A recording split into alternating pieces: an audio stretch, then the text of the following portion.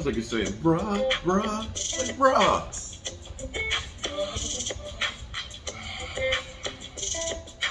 That's a great way to start a Friday morning. Love it. Shout out to Ron Oliver, man, with those beats, man, because you know how to mix them. I keep forgetting I need to do this one more often. But let me say hello, good people. Mark Holmes here, and as always, I want to say thank you all for watching, commenting, subscribing, and being part of the Joe Boo Sports Report. Without you guys, as well as you ladies, you know that this literally does not work. Hope everybody's having a great, great day. I am happy it's finally frickin' Friday here, working on the Red Brick House. We'll be back in the man cave tomorrow night for the Dallas Cowboys preseason finale. Can't wait. These are guys that are on the bubble that, hopefully will make the roster. Their last chance to make an impression for the Cowboys and or other teams, because it's going to be the great migration where everybody makes all their cuts, and it's going to be the mad scramble to go ahead and reshuffle the deck. And let's hope that the Cowboys scouting department has their sights set on some players that they think are going to be cut that can actually contribute to the team. In the meantime, here's the thing that's interesting. Shout out to my buddy Rashid, who is getting better. Shout out to everybody who helped make donations to help Rashid get back on his feet. Hopefully he'll end up having a place soon. He's working on finding a place to move, and he might want to find it sooner than later, because I might just kill him because he cray-cray. But be that as it may, he keeps sending me stuff kind of like he's turning into the Philly 500. Philly 500, who is constantly, the Cowboys suck and everything else. He slowed his roll on sending me stuff. But we got Rashid now doing this. He sent me a clip yesterday, and it seems like Daniel Jones is the new flavor in your ear. Yes, he is the brand new flavor in your ear. Because now they're saying Daniel Jones, Dak Prescott. Will Daniel Jones have a better season than Dak Prescott? Daniel Jones, better quarterback than Dak Prescott. All of this hype now.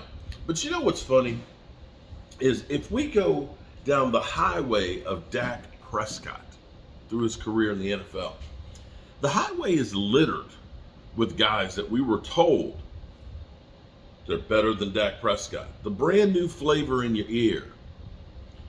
Remember when it used to be Carson Wentz, Jared Goff? These guys, they're first-round talent, right? First-round talent. Dak Prescott, he was drafted in the 4th round for a reason. Shout out Colin Cowherd. Remember when it used to be Carson Wentz is a Maserati.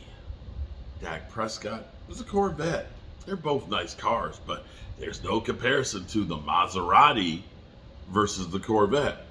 Remember when Dan Orlovsky was saying he's got a Hall of Fame pedigree. Still don't know what that means, because pedigree would be like, say, a Manning. Pedigree. You come from a family of guys that are in the Hall of Fame.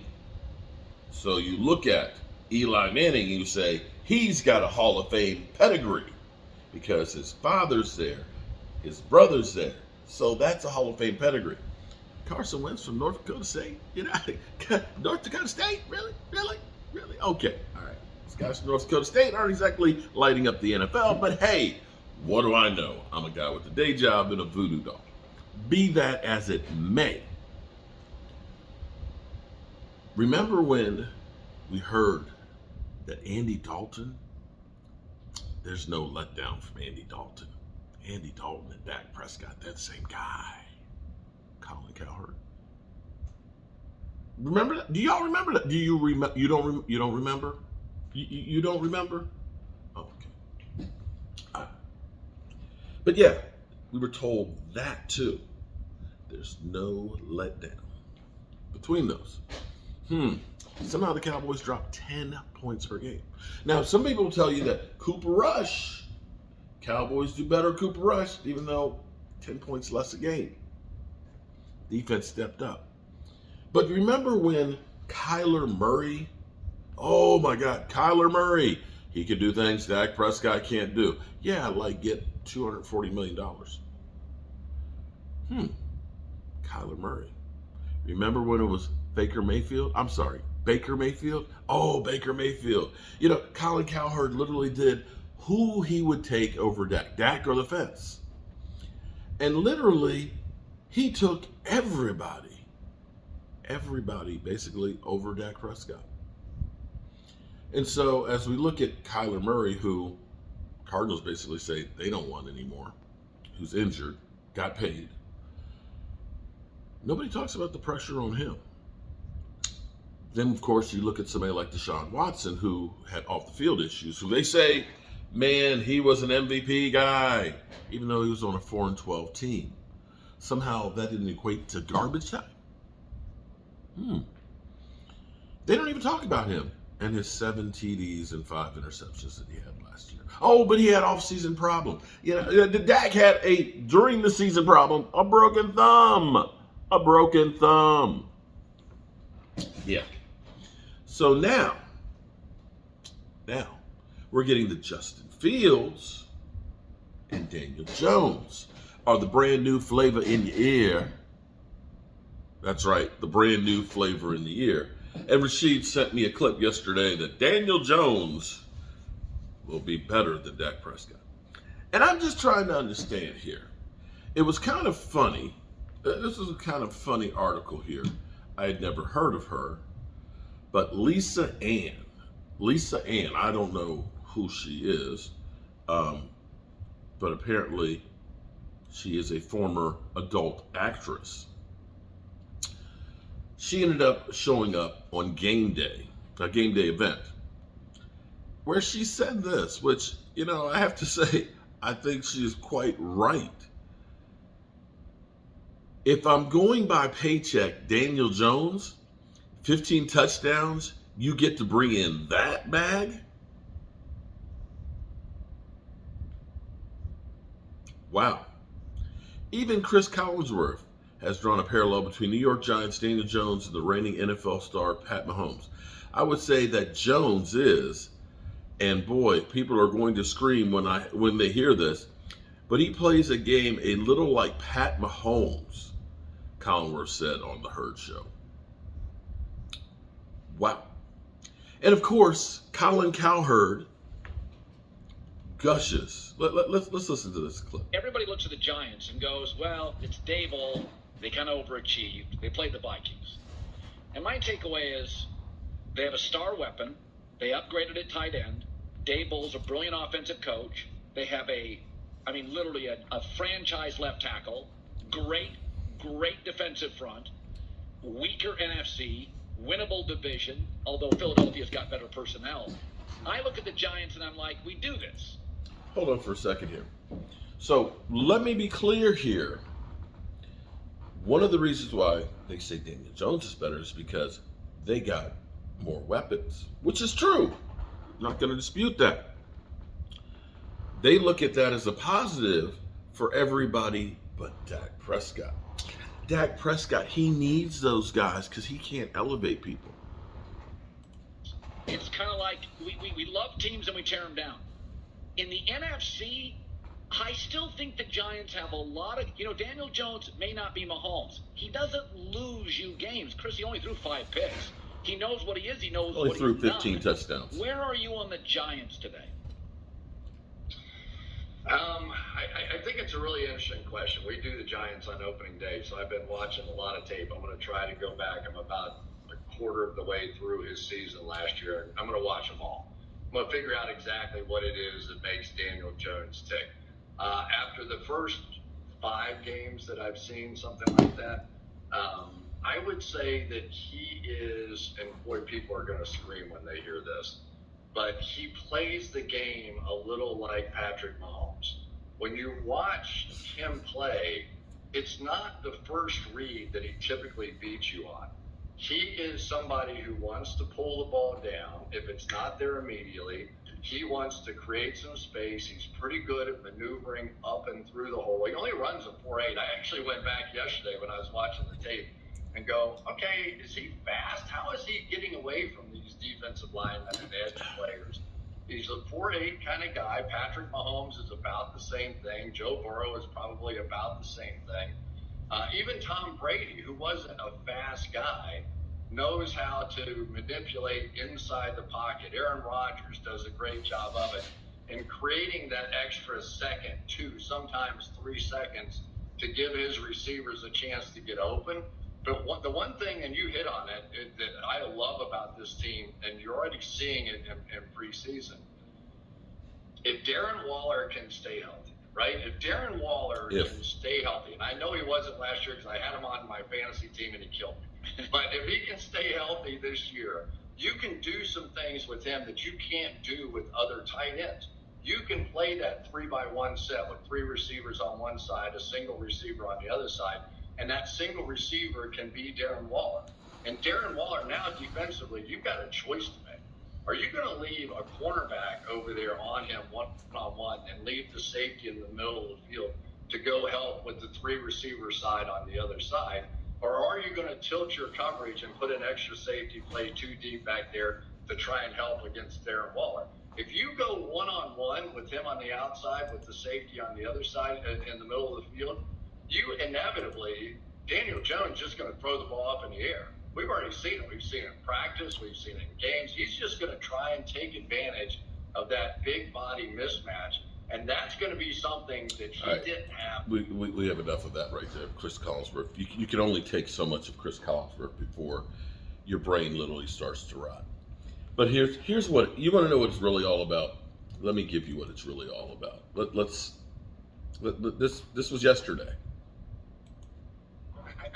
I have such a difficult time because I recognize that we are part of, our show is part of the, oh my God, we talk so much about Dak Prescott and the Cowboys. We do. I mean, we just do because it is an endlessly interesting topic.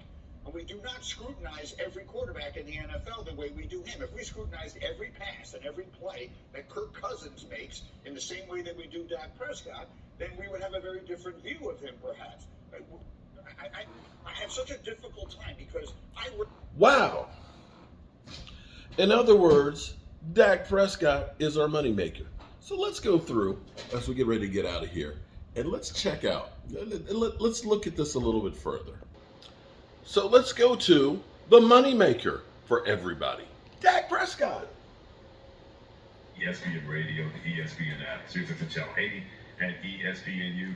You and I can't stand the word pressure, but we know that word is going to be attached to not just the Cowboys, but to their quarterback Dak Prescott, especially after having 37 touchdowns and 10 interceptions 2 years ago.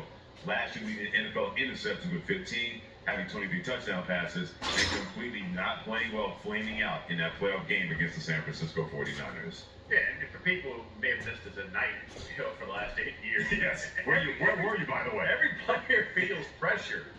I mean, so to say, how much pressure? Yeah, they all feel it. I mean, to some degree, it's how you channel it. And so, for Dak, I mean, look, I'm based in Dallas. I've gotten to know him a little bit, and he is literally the last dude off the field. I remember at LSU Mississippi State last year, and I've had Mississippi State on our schedule for ESPN Radio. I'm going to go talk to Dak. Right. You know, because he's still very in tune with that program.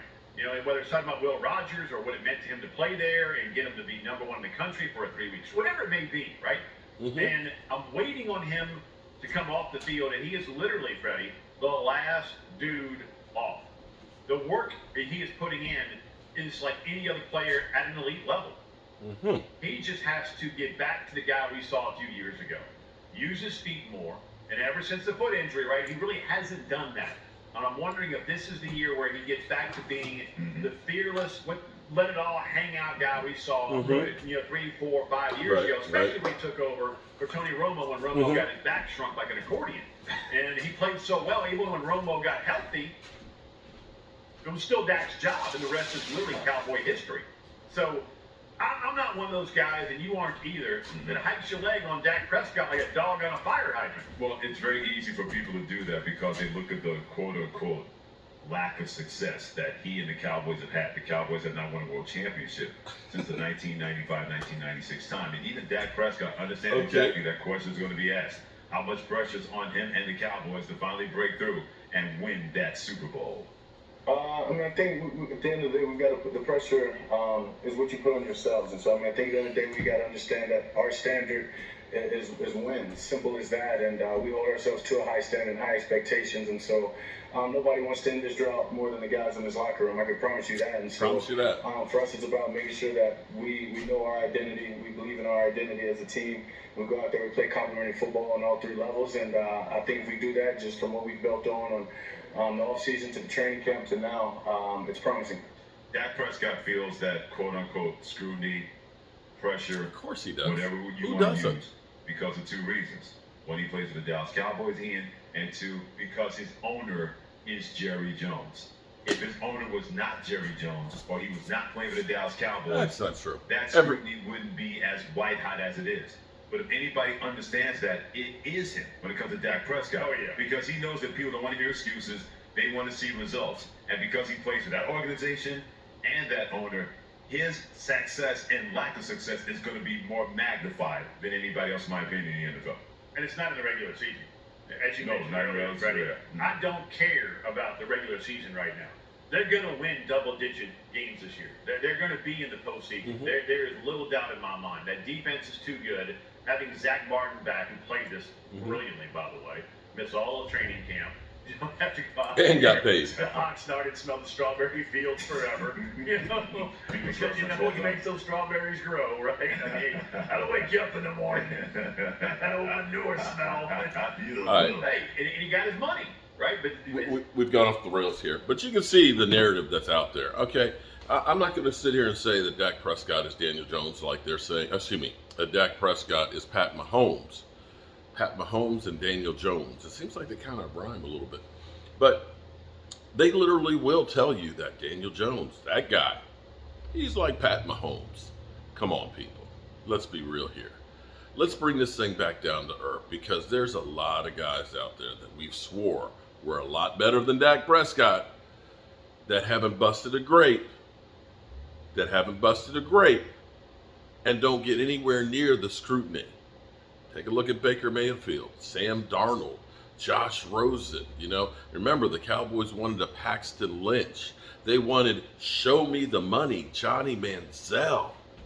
Dak Prescott has weathered the storm of all these guys and is still busting a hump and coming off of 2 back-to-back 12-5 teams. Remember, when you go through and say, well, Deshaun Watson, he had off the field issues and he couldn't practice. Dak couldn't practice, he had a broken thumb. Let's be real here, people. Let's be real. Daniel Jones' best season was 24 touchdown passes. His highest quarterback rating was a 92 this past year. Oh, of course, I forgot. He didn't have weapons. You can't grade poor Daniel Jones because Daniel Jones has never had anybody to throw to.